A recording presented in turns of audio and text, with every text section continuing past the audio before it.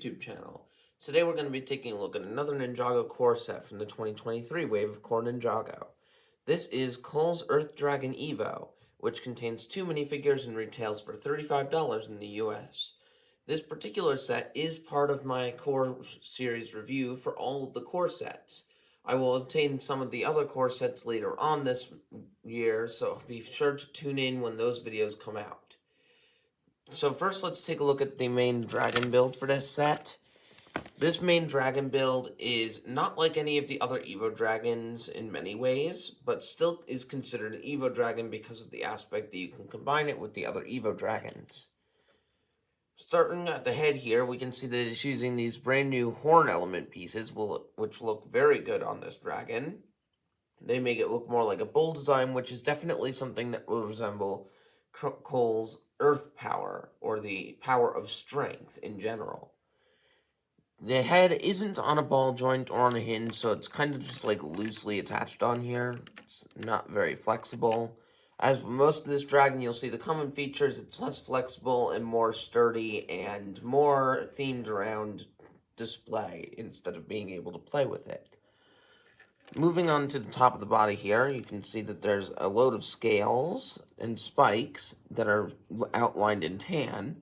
This is an interesting color choice. It doesn't necessarily fit with the rest of the dragon very well, but it is cool to see them attempt it, as well as there being a place for you to take the saddle and clip it on and off. This is a pretty neat part of the dragon. In most of the core dragons, you're able to take the saddles off the dragons, but in this case, it's hooked onto clips instead of just placing it on the back. Additionally, something to note is that this dragon is an EVO dragon like the other dragons, so you can easily unclip parts of this dragon here and remove the middle segment. This middle segment can then be easily moved to connect straight to other dragons, or, for the unevolved version of this dragon, just clip it straight to the front of the dragon. This creates a shorter body for the dragon and almost makes it look a little more docile. Moving on to the tail, they used this horn piece again, but this time connected it to the tail instead of the horns on the head, along with a mini ball joint at the tail for you to connect this very spiky tan tail to it. The back legs can only be moved up and down with the feet on ball joints, and the front legs are very similar to the back legs. They don't have a lot of posability. You can move them on a ball joint on the shoulder joint, but the feet are connected on rigid Technic joints instead, so it makes it very difficult for you to move the legs around. The wings can easily be detached if you want, but for now we'll keep them on, and these wings also are a new recolor for a previous wing piece that's used in multiple sets before this.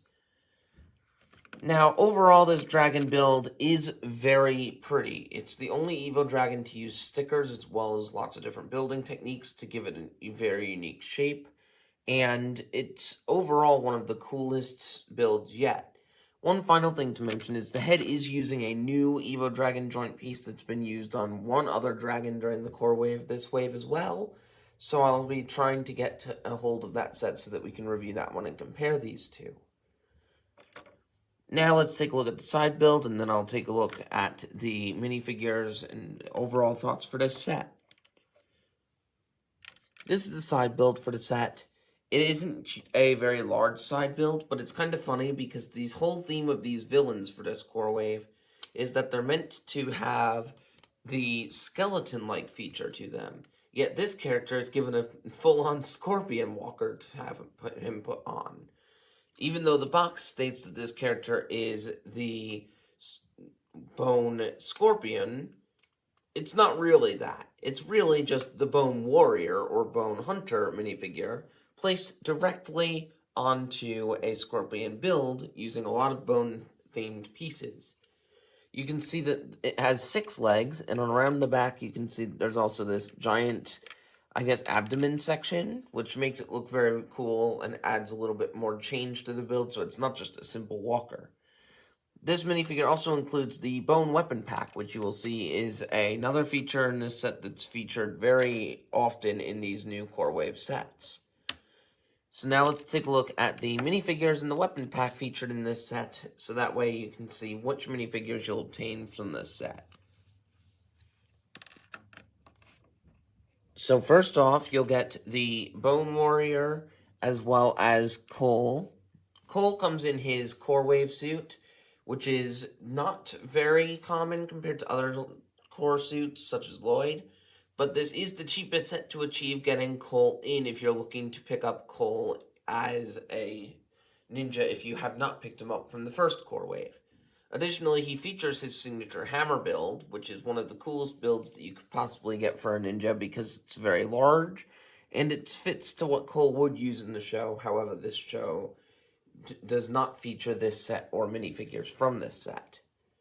Now, the Bone Warrior is pretty much the same as all the other Bone Warriors. He has a cool hat and a cool jaw piece, which is featured on some of the more expensive sets, as well as the Bone Weapon Pack, where you can see that it comes with a bunch of other weapons, including a mix of shurikens, scythes, swords, and samurai helmet pieces. Each of these major sets from this wave do come with this particular weapon pack, so it's really easy to get a whole lot of these. This isn't the cheapest way to get this weapon pack, but it is a good addition to this set so that the villain can have a whole assortment of weapons to choose from. Now, what are my overall thoughts on this humongous dragon set? Now, you'll see that there's a lot of good things about this set. However, I have avoided talking about one thing in particular a lot, and that's the price. This set does cost a whole $35. It's not an appropriate price for this set. This set probably, at best, would be worth at least $20. So, if you can pick this set up on sale, I'd recommend it. But if you are a collector who likes displaying their LEGO sets, this is indeed worth it for that value. You could easily display this set, and it makes a very epic dragon build. Cole hasn't gotten many dragons as well, so if you're a collector of Cole stuff, this is a set you should pick up. It's one of the largest builds Cole has gotten in a long time, especially for dragon builds that we've gotten for him. And additionally, this set does feature another collectible core banner, this time with what appears to be a fusion of energy on the ground. It closely resembles what I would like to think is a Spinjitzu Burst, one of the only forms of Spinjitzu that only Cole could learn. Now, overall, this set is a great one to pick up. If you're looking to pick up things for Cole, and cheapest way to get this Cole minifigure for this set. Additionally, if you're looking for a villain side build that's fun to play with, this set is for you. I'd give this set a 7 out of 10. It's not my favorite set because of the price range and how the lack of posability, but it's still a very good set and one of the best sets from the core wave because this contributes to a dragon for a ninja who does not usually get dragons that often. If you enjoyed this review, feel free to like and subscribe to the channel. It helps us out a lot. And stay tuned because the next set I plan to review is either the Kai's Mech Bike Rider set or Zane's Ice Dragon Creature. So stay tuned for those reviews. And go check out my other reviews on this channel. I have a whole bunch of reviews already out for this Wave of Core and a whole playlist featuring all of the first sets in the first Core Wave. So I hope you enjoyed this video, and please feel free to check us out some more, and I'll see you in the next video. Have a great day.